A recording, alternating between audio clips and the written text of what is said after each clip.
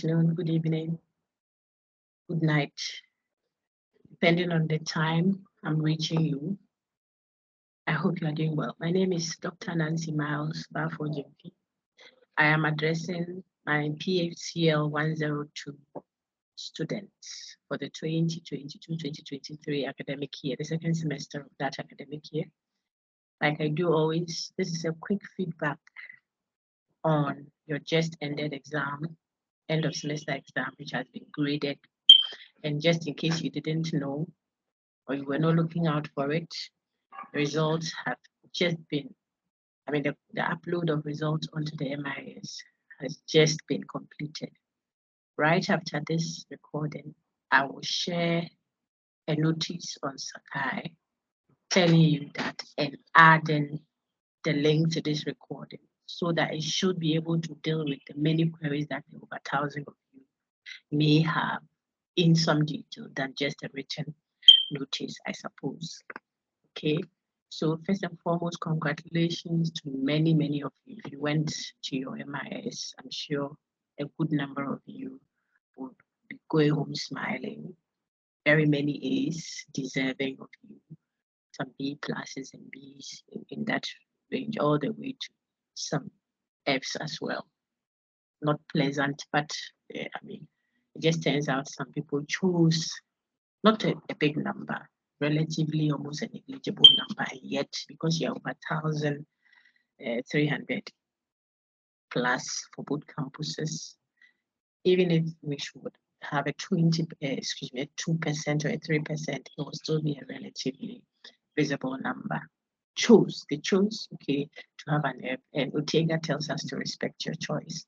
And so we have a few of you who chose to resit, because not only did we have issues with your exam, but your IA wasn't also good. And so we want to give you another opportunity to attempt to respond. But generally, for the very many of you, I'm sure you will testify when you go, you have a very good pass that you can be smiling home with. Of course, because you earned it. How did we grade you on your screen? You see the grading detail that I've already mentioned. Your exam questions were 5. You were supposed to pick any 2. Each were 25 marks. And there's a reason you were given a solid 2 hours for that, an hour for each of the questions. So you have all the time to think through, make sure you have dealt with the various parts of the questions, write out with illustrations like I indicated in class from day 1 to the end of the semester. A philosophy is not just your ability to recall theories, but your ability to put concreteness to it and express those theories in practical instances. That should tell you that none of the questions given would be answered in half a page. At all. Not even a single page. What will you write there? Just a topic, an explanation of a theme or something. Look at the nature of the questions. Thou shalt not kill is a universal ethical principle. Why or why not? You think it is answerable in a page? No. No matter what, because of the open-ended nature of the question, for the ethical discussions we had, you had to put in some content. And so that should give you a clue of how the grading would set off even from start. According to Otega, man, unlike the stone, is compulsorily free. Would you consider his view of man's being as a blessing or a curse to man? Give reasons for your answer. You think this is answerable in half a page? No. You wouldn't have touched on a lot of things if you were to complete such an essay question, giving you an hour to earn 25 marks. You can write half a page, okay?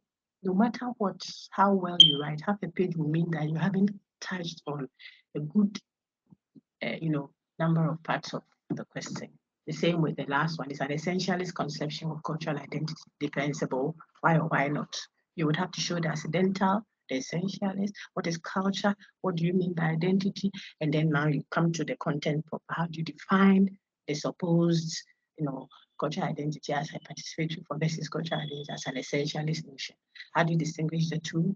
Giving instances, practical illustrations. What I've said so far has already taken about 2 pages if you're writing substantively.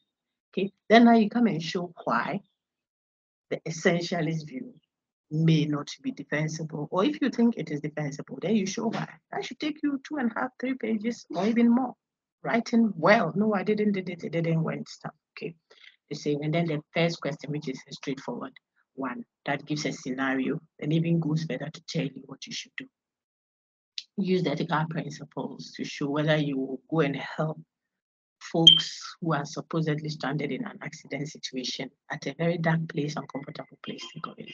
Possibility of you being raped, you being duped, a fake make-believe kind of accident could be there. And yet you also have an obligation on you to ensure that you do unto others what you want others to do unto you. That's the ontology of a kind. Is she, or you look at the consequences of your action. Could it be that your mother or your sister or your brother's sister's friend could be caught up in that accident, and that in your bid to help them, you be benefiting yourself? Could it be your boss who is supposed to pay you tomorrow that is in an accident? The consequences may be measurable. Would you look out for your ego? In other words, are you trying to do that which meets your need, egoism or altruism, and so on and so forth? The question says, suppose you might be the first driver arriving with your car at a place where an accident occurred. Several people might be hurt and may die if not attended to immediately. Yet, you're also concerned about your life and how you may be at risk if you attempted to help, like the Good Samaritan story in the Bible. Okay. Now, and then blah, blah, blah. You could be raped, you could be hurt. Now, are you under any moral obligation? This is an ethical question on ethics. Of course, it's philosophical question. Okay? Are you under any moral obligation to help? Then the most important philosophical part is what follows. Justify your answer. Justification is what we are looking for, not storytelling. You are telling me the Bible said it. If you say the Bible says, you obviously know what a counter response could be. If I don't believe in the Bible, would I still be required to offer that help? It's a requirement, morally speaking. Someone may say, yes, even if I'm non-Christian, the fact that we are human beings and I can feel what the other person is feeling. Remember the Samaritan story. This was a Jew, this was a Samaritan, yet Jesus was using that to make a point. It doesn't have to be someone you share faith with, and so on and so forth. So he showed how the priests and others would just bypass and go when they could see their own Jew friend lying there, being overly religious, obeying the rules of religion. Don't touch a corpse when you're going to sacrifice as a priest, etc., etc. And then the Samaritan rather, who supposedly doesn't share faith, helps. So even if you appeal to that, he says goes for a higher standard, the common humanness that she appeals to, which may be the reason why you would appeal to, helping the persons, because you're also human, even you or something. You see what I'm doing? That's philosophy. You're writing philosophy. I'm not telling stories or emotions. Okay, you could critique that. You could say perhaps blah blah blah. So justify your answer, giving due attention to the various ethical principles discussed. You're not just justifying your answer with stories. You have to give attention to the ethical principles discussed. Okay, and so that was one. Question 2 is more the main ethical one there. Universality versus the judges claim that can there be an existing functioning human society which endorses indiscriminate killing, which endorses indiscriminate lying? Would that society even exist at all? There would be no human being left if we could endorse and value and cherish what? The indiscriminate killing of people. So that is the strength of the question 2 there. What then did I do with this quick, walking you through the 5 questions to show everyone that you cannot do any of the questions in even a page. It will not cover much. 1.5 pages is even still not enough, depending on your writing style, because you have to show you are being examined and you were given a whole hour without any restriction. 1 hour, 30 minutes, people were done. Then you went to a short note. So such ones, you would see that you didn't get your A, even though your continuous assessment may be so. But a generality of a very good number. I'll do my statistics later and check. Have their straight A's. We have a very good number, also making B pluses and B's, and then C's and some C pluses all the way to the F that I mentioned. Okay, so on your screen, you can, if you go to your Sakai, you're able to check your over 50 continuous assessment, like we always do. You can work it yourself.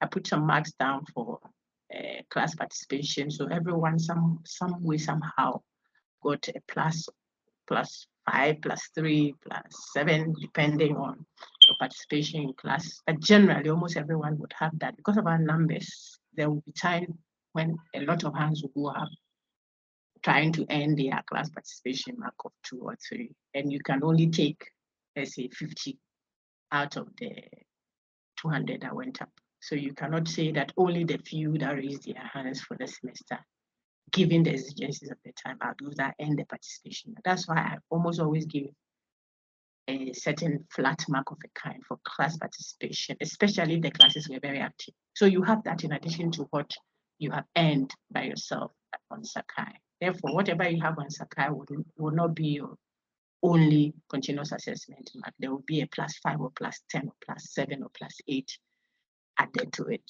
The exam then is what I have on my answer booklet, my pink sheets that we have added to your interim assessment mark to earn you your over 100. And I have put that there. If you didn't do the assignment, look on my screen, I'm projecting the breakdowns. The assignment 1 was 10%, assignment 2, 10%. Any plagiarized content, of course, we have gone past that. In the assignment 1 and assignment 2, you did the score, you straight 0. And if you did that, you know already. Okay, we want people of integrity. God will help us become better, but you have to decide to do things, appropriately. You don't take someone's submission and own it. You come and present it as it's thief. The interim assessment was over 30, generally speaking. Most of you did well there. And then the final exam is over total in 100%. And that is what I have just finished after days of what? Overnight work, manually entering every one of your results. And I'm glad to say congratulations to the very many of you, and all the best to the 10 or so class students who have to do a resit. If it's an E for you, E for Emmanuel, you choose to do a resit. It means that you were in the ranges of, after all the additions and the liberalism that we put to our marking, you are around 48, 47. And so you'll be okay. It's a very, very weak pass, you can go with it, but you can also choose to resit for an E for Emmanuel. But for F, you have to do it again. We are giving you the opportunity to better that grade and make sure you have had the core of the introductory philosophy in you before you continue with us to level 200, or we decide to move on to another department. If you've had contact with philosophy and philosophical questions, you must have a certain basic foundation, and we want to help you do that. And so then send all your emails and questions to me by email for our course, this course. You will send it to the email that sends you notices on Sakai, the UG one. If it is UGRC 150, they know where, or you, my students in UGRC 150, know where to send that. I wish you all the best and take care.